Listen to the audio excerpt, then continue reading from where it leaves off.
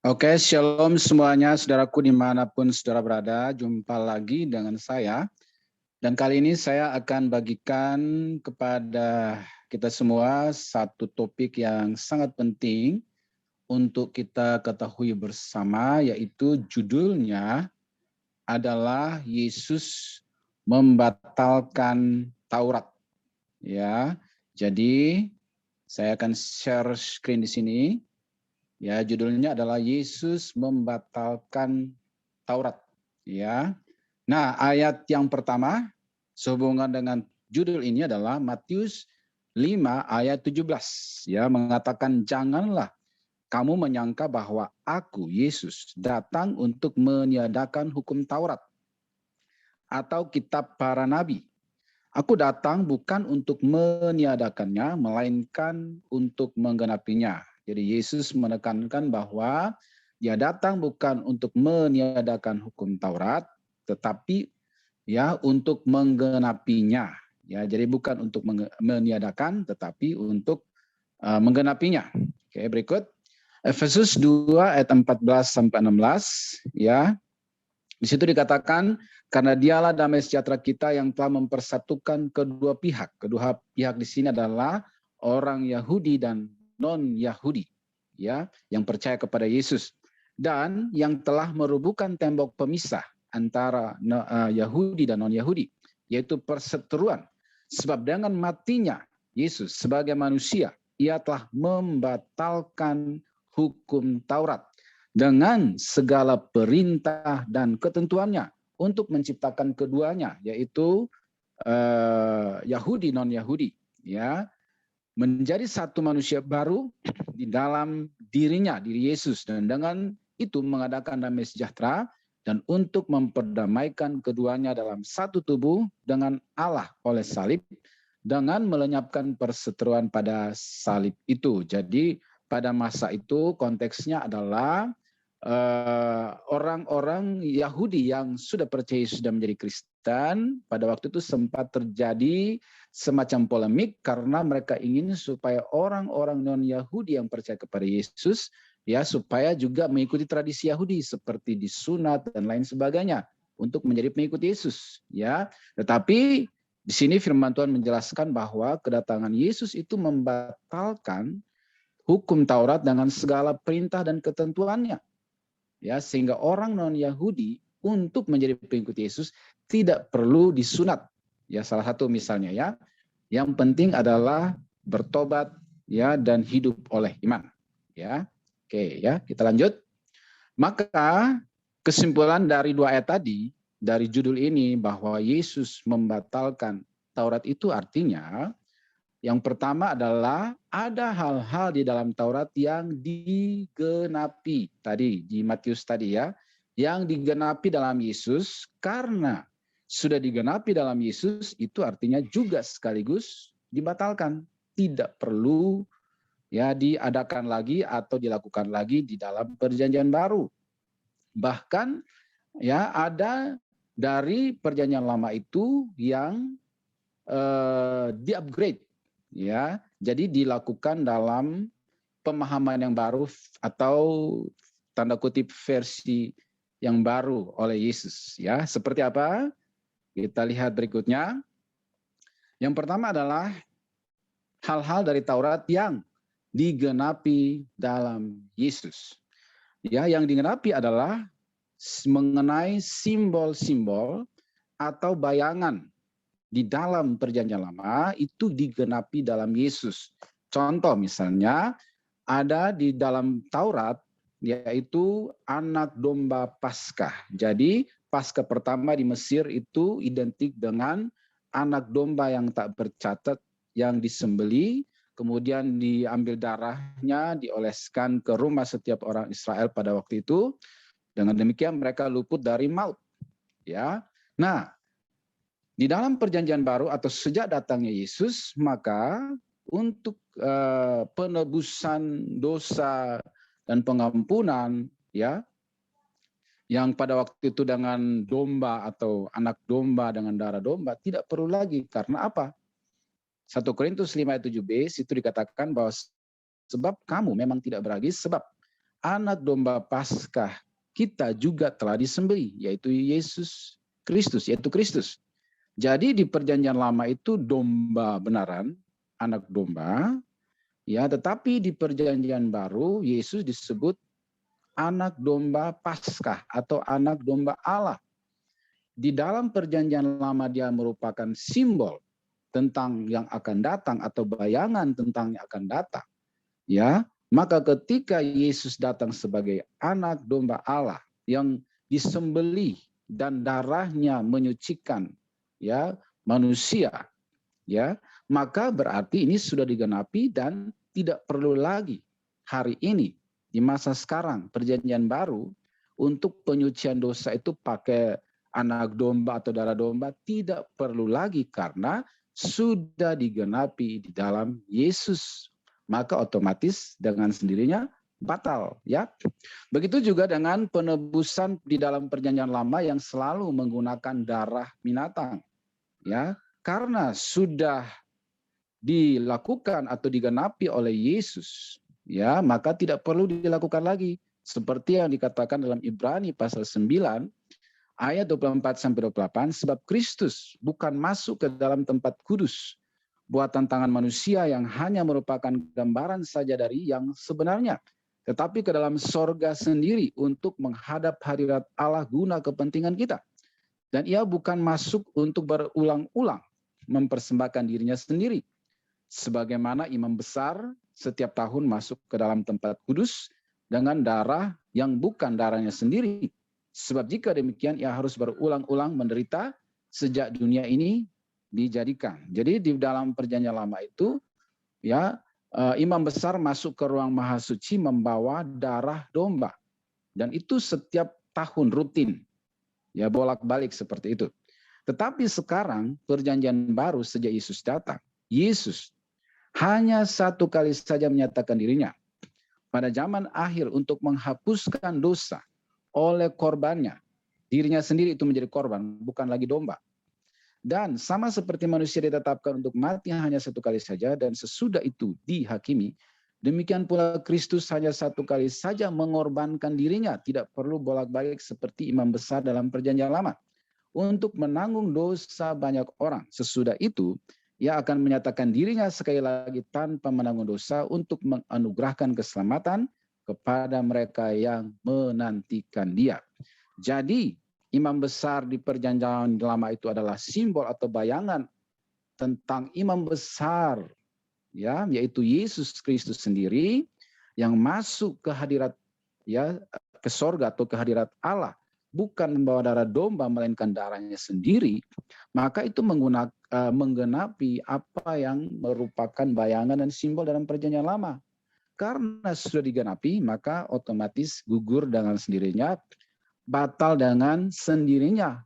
Tidak perlu lagi ada imam besar hari ini yang mewakili sekelompok orang atau jemaat untuk berulang-ulang setiap tahun masuk minta ampun membawa darah domba. Karena sudah digenapi di dalam Yesus.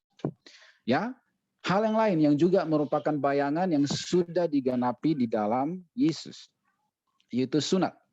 Ya, sunat di dalam perjanjian lama adalah penanggalan kulit katan. Ya, dan itu merupakan aturan sejak zaman Abraham. Tetapi dalam perjanjian baru itu juga sudah dibatalkan. Roma 2 ayat 29. Tetapi orang Yahudi sejati ialah dia yang tidak nampak keyahudiannya, dan sunat ialah sunat dalam hati. Ya, secara rohani bukan secara hurufiah. Maka pujian baginya datang bukan dari manusia, melainkan dari Allah. Kolose 2 ayat 11-12, dalam dia kamu telah disunat, bukan dengan sunat yang dilakukan oleh manusia, tetapi dengan sunat Kristus, yang terdiri dari penanggalan akan tubuh yang berdosa. Jadi waktu seseorang bertobat lahir baru, menerima Yesus dalam hidupnya, maka itu sunat Kristus. Sunat secara rohani, sunat hati. Dia nggak perlu melakukan sunat jasmani, sudah dibatalkan dengan sendirinya. Karena dengan dia kamu dikuburkan dalam baptisan, ya, dan di dalam dia kamu turut dibangkitkan juga oleh kepercayaanmu kepada kerja kuasa Allah yang telah membangkitkan dia dari antara orang mati. Jadi sunat pun sudah dibatalkan. Ya, dulu di perjanjian lama dia merupakan bayangan dari penanggalan kulit katan. Maka di perjanjian baru sudah digenapi, yaitu penanggalan akan tubuh yang berdosa atau hidup yang lama. Maka dengan sendirinya gugur atau dibatalkan. Ya, itu yang pertama ya, yaitu simbol atau bayangan yang digenapi dalam Yesus, dan itu hanya beberapa contoh. Yang kedua adalah yang dibatalkan oleh Yesus, yaitu hukum seremonial atau hukum-hukum ritual atau upacara-upacara. Di dalam perjanjian lama juga sudah dibatalkan oleh Yesus. Contoh, ritual-ritual di dalam bait Allah. Di dalam bait Allah itu ada 3 ruangan, yaitu ruang halaman, ruang suci dan maha suci. Dan yang boleh melayani di situ adalah para imam dan imam besar. Ya, yang boleh masuk ke ruang maha suci adalah imam besar dengan membawa darah domba, seperti yang saya jelaskan tadi. Ya, nah, karena sudah digenapi dalam Yesus, maka hukum ritual seremonial upacara ini batal dengan sendirinya. Dari mana kita tahu? Contoh Matius 27 ayat 50 sampai 51. Ya, Yesus berseru pula dengan suara nyaring lalu menyerahkan nyawanya, dan lihatlah tabir bait suci. Tabir ini tirai yang memisahkan ruang suci dan maha suci, di mana yang boleh masuk ke ruang maha suci hanya imam besar.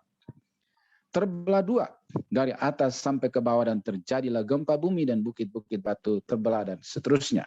Artinya sejak hari itu tidak ada lagi pemisah, ya, yang membuat hanya orang tertentu saja yang boleh menghampiri Allah. Sejak itu setiap orang yang percaya kepada Yesus boleh menghadap langsung berdoa kepada Bapa di sorga di dalam nama Tuhan Yesus, tanpa harus diwakili oleh siapapun, ya, karena tirai itu sudah terbelah menjadi 2.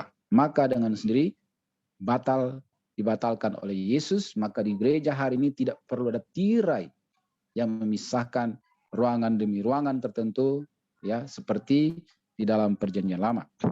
Ya, kemudian Yohanes 4 ayat 23 sampai 24. Tetapi saatnya akan datang dan sudah tiba sekarang bahwa penyembah benar akan menyembah Bapa dalam roh dan kebenaran.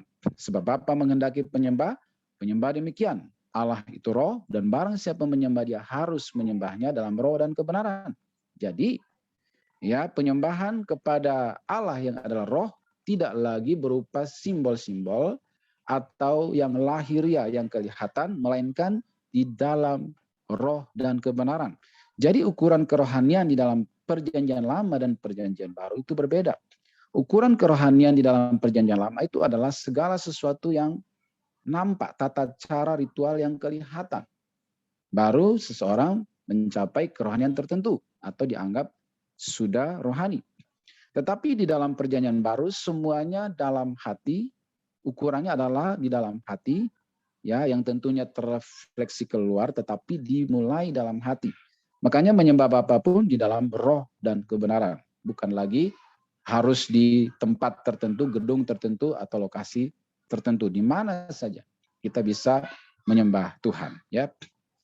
Seperti itu. Lalu mengenai ritual di bait Allah lagi, Yohanes 2:19, jawab Yesus kepada mereka, rombak bait Allah ini dan dalam 3 hari aku akan mendirikannya kembali. Ini kata Yesus, ya, di hadapan ahli Taurat orang Farisi, dia berkata, rombak bait Allah ini dan dalam 3 hari aku akan mendirikannya kembali.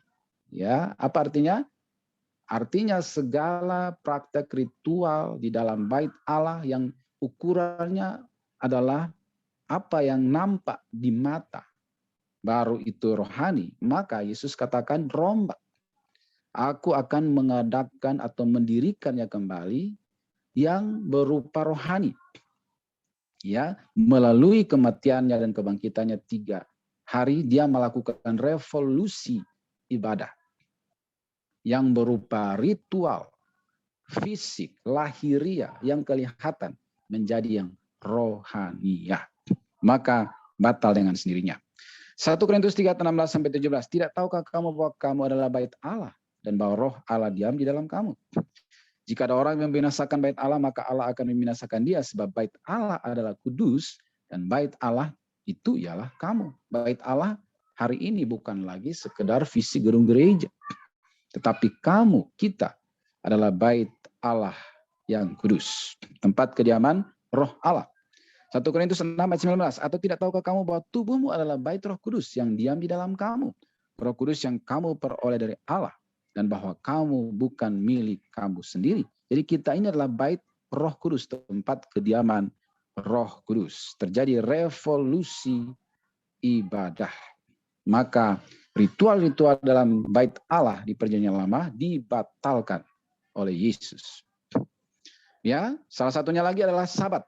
Ya, dulu Sabat itu tidak boleh melakukan aktivitas sama sekali. Tetapi ketika Yesus datang, dia menyembuhkan orang sakit pada hari Sabat. Dan karena itu dia ditentang habis-habisan oleh orang Farisi dan ahli Taurat. Lalu Yesus bilang, Matius 12 ayat 8, Anak manusia adalah Tuhan atas hari Sabat.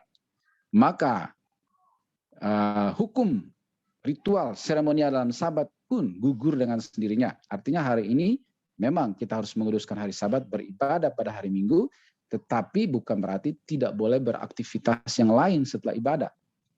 Ya, karena ukurannya sekarang adalah hati dan hal-hal yang rohaniah, bukan yang lahiriah lagi. Ya.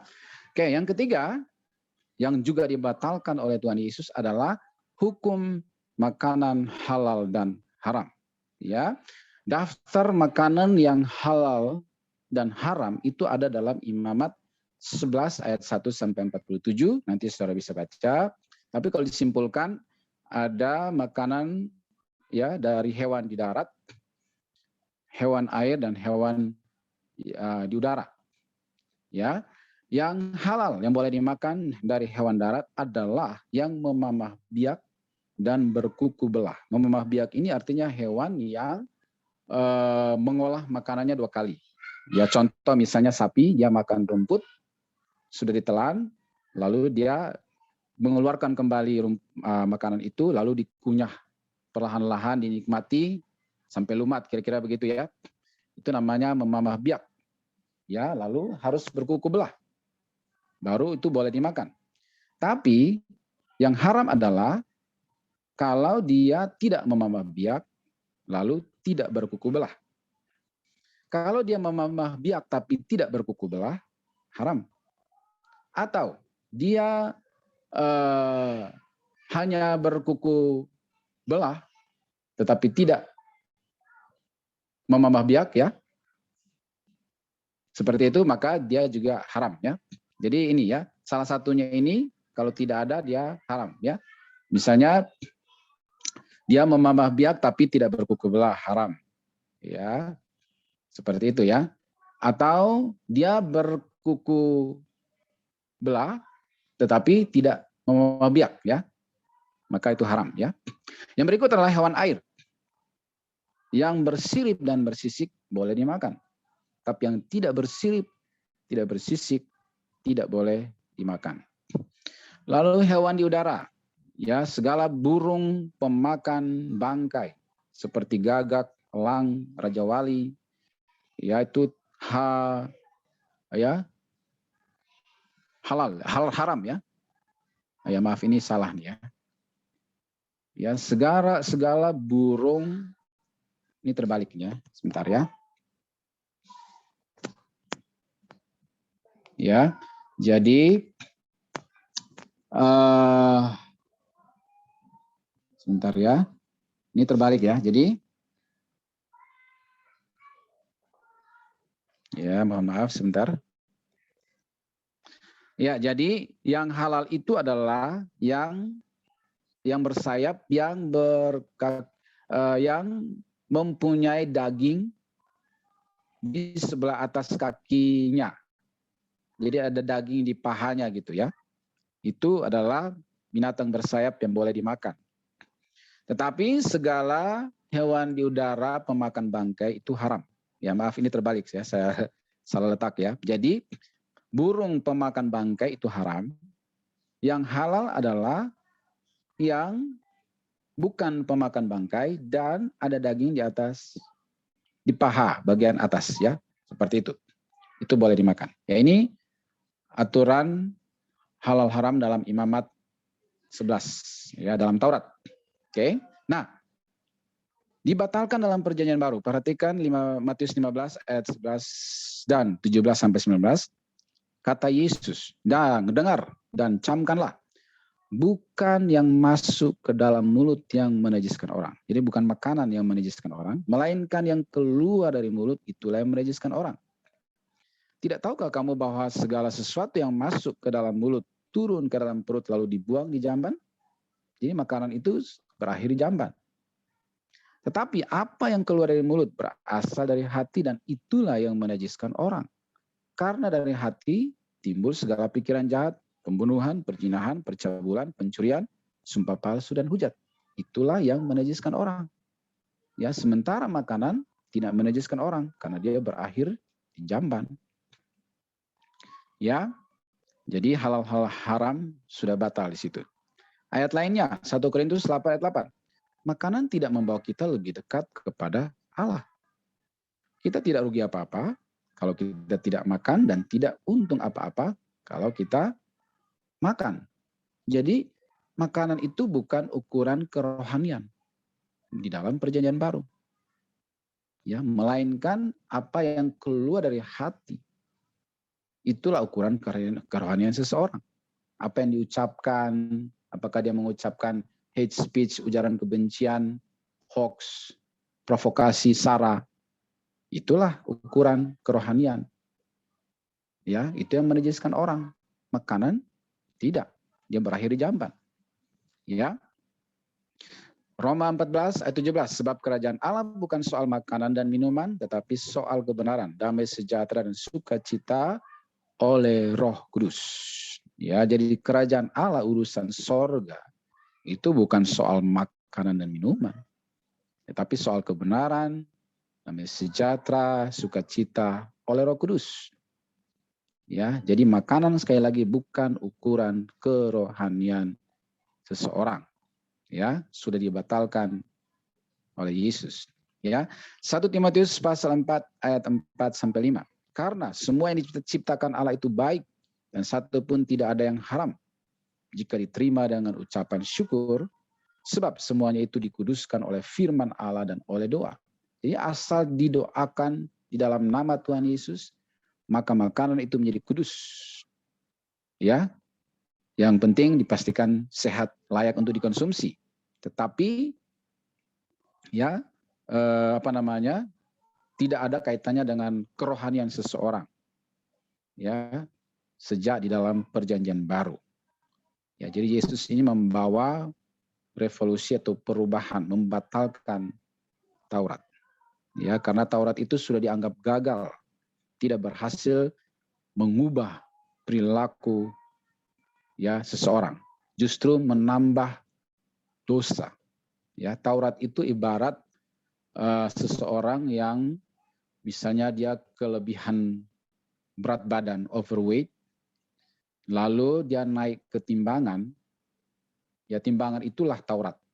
Jadi timbangan itu tidak menolong dia untuk turun berat badannya. Timbangan itu semakin memberitahu kepada orang itu betapa dia kelebihan berat badan. Nah gitu ya. Jadi Taurat itu semakin orang dari sononya dari lahir udah membawa natur dosa, lalu aturan Taurat itu semakin mempertegas betapa berdosanya kita gitu. Makanya tadi saya analogikan seperti timbangan. Seseorang yang overweight naik ke timbangan, timbangan itu semakin kasih tahu dia, memastikan kepada dia betapa dia overweight gitu loh. Tapi tidak memberi solusi tentang overweight itu. Itulah Taurat. Maka dianggap gagal memperbaiki perilaku manusia, sehingga perlu Perjanjian Baru, perlu Yesus datang membawa pembaharuan. Ya. Lalu yang terakhir adalah, jadi apa yang tidak dibatalkan dari Taurat? Yaitu hukum-hukum moral etika tetap berlaku, bahkan di-upgrade. Ya, contoh misalnya 10 hukum Taurat. Hormatilah ayah dan ibu, jangan menyembah berhala, kuduskanlah hari Sabat, jangan berzina, jangan mencuri, jangan membunuh, dan lain sebagainya, tapi di-upgrade. Ya, di-upgrade. Oke. Seperti apa di-upgrade? Contoh, tentang masalah pembunuhan. Matius 5 ayat 21 dan 22 sampai 27, 28. Kamu telah mendengar yang difirmankan kepada nenek moyang kita, jangan membunuh. Ya, itu ada dalam 10 hukum Taurat ya. Siapa yang membunuh harus dihukum. Tetapi aku berkata kepadamu, setiap orang yang marah, ya jadi upgrade. Setiap orang yang marah belum sampai melakukan pembunuhan, tapi marah terhadap saudaranya harus dihukum. Siapa yang berkata kepada saudaranya kafir harus dihadapkan ke mahkamah agama, dan siapa yang berkata jahil harus diserahkan ke dalam neraka yang menyala-nyala. Kamu telah mendengar firman, ya berikutnya ya tentang perzinahan. Ya, kamu telah mendengar firman jangan berzina, tetapi aku berkata kepadamu, setiap orang yang memandang perempuan serta menginginkannya sudah berzina dengan dia dalam hatinya. Jadi di dalam Taurat ada hukum jangan membunuh. Membunuh itu adalah dengan sengaja menghilangkan nyawa seseorang, baru dikatakan pembunuhan di dalam perjanjian lama. Tapi di dalam perjanjian baru itu di-upgrade, marah saja dan mengatakan kata-kata yang tidak pantas kepada saudara kita, itu sudah kategori pembunuhan. Jadi ini di-upgrade, nilainya, standarnya lebih tinggi ya. Kemudian perzinahan, ya tadi saya sudah baca ya. Perzinahan, kamu telah mendengar firman jangan berzina. Di dalam 10 hukum Taurat tertulis jelas ya. Tetapi aku berkata kepadamu, setiap orang yang memandang perempuan serta menginginkannya, di-upgrade, sudah berzina dengan dia dalam hatinya. Jadi memandang perempuan timbul nafsu birahi seksual dalam hati, itu sudah berzina. Jadi di-upgrade menjadi lebih tinggi. Belum melakukan tapi baru niat dalam hati, sudah dosa. Ya. Lalu perceraian. Matius 5 ayat 31 sampai 32 telah difirmankan juga, siapa menceraikan istrinya harus memberi surat cerai kepadanya. Jadi di perjanjian lama Taurat boleh bercerai, yang penting kasih surat cerai. Tetapi di perjanjian baru, aku berkata kepadamu, setiap orang yang menceraikan istrinya kecuali karena zina, ia menjadikan istrinya berzina. Dan siapa yang kawin dengan perempuan yang diceraikan, ia berbuat zina. Jadi pada dasarnya tidak boleh bercerai. Kalau bercerai, berarti membuat istrinya itu berzina. Siapa yang kawin dengan perempuan atau laki-laki yang diceraikan, ya dia berzina. Jadi di-upgrade menjadi standarnya lebih tinggi. Ya. Berikut, kamu telah mendengar firman mata ganti mata, gigi ganti gigi. Ya, jadi zaman dulu kalau orang mati karena pedang, maka yang membunuh itu pun harus mati oleh pedang. Makanya diistilahkan mata ganti mata, gigi ganti gigi. Tetapi aku berkata kepadamu, janganlah kamu melawan orang yang berbuat jahat kepadamu, melainkan siapapun yang menampar pipi kananmu, berilah juga kepadanya pipi kirimu. Begitu sudah dibatalkan, dan ajaran Yesus adalah kasih, mengasihi, mengampuni, jangan membalas jahat dengan jahat, kalahkanlah kejahatan dengan kebaikan. Jadi dibatalkan, bahkan di-upgrade, ya, di-upgrade. Berikut Matius 5 ayat 43 sampai 44. Kamu telah mendengar firman, kasihilah sesamamu manusia dan bencilah musuhmu. Itu perjanjian lama. Tetapi aku berkata kepadamu, kasihilah musuhmu dan berdoalah bagi mereka yang menganiaya kamu. Ya, dibatalkan dan di-upgrade menjadi standarnya lebih tinggi. Ya. Ya, kemudian poligami. Matius 19 di perjanjian lama banyak terjadi poligami, ya. Daud poligami, Abraham poligami, Yakub poligami, ya. Matius 19 ayat 4 sampai 6. Jawab Yesus, tidakkah kamu baca bahwa Ia yang menciptakan manusia sejak semula menjadikan mereka satu laki-laki, Adam, dan satu perempuan. Jadi sejak penciptaan itu pada dasarnya satu laki-laki untuk satu perempuan. Ya. Tetapi menjadi kacau karena dosa. Ya, seperti itu. Dan firman-Nya, sebab itu laki-laki akan meninggalkan ayah dan ibunya dan bersatu dengan istrinya. Sehingga keduanya, bukan ketiganya, atau keempatnya, atau kelimanya. Keduanya, satu laki-laki, satu perempuan, menjadi satu daging. Ya, ini juga artinya menjelaskan bahwa menolak pernikahan sejenis. Karena ini Tuhan menciptakan laki-laki dan perempuan. Bukan perempuan dan perempuan atau laki-laki dan laki-laki. Jadi kekristenan yang menolak pernikahan sejenis ya dengan sendirinya. Ya, jadi di sini juga dikatakan keduanya menjadi satu daging, bukan ketiganya. Berarti poligami, bukan keempatnya atau kelimanya. Jadi poligami pun sudah gugur dengan sendirinya sejak Yesus datang. Di-upgrade atau dikembalikan kepada hakikat semula jadi. Ya, demikianlah mereka bukan lagi dua, melainkan satu. Karena itu, apa yang telah dipersatukan Allah tidak boleh diceraikan manusia. Ya, nah semoga topik ini bermanfaat bagi kita semua. Kita hidup dalam perjanjian baru, ukurannya bukan lagi hal-hal yang lahir dan fisik, tetapi dari hati. Tuhan, manusia melihat apa yang kelihatan, tetapi Tuhan melihat hati. Semoga topik ini bermanfaat bagi kita semua. God bless you.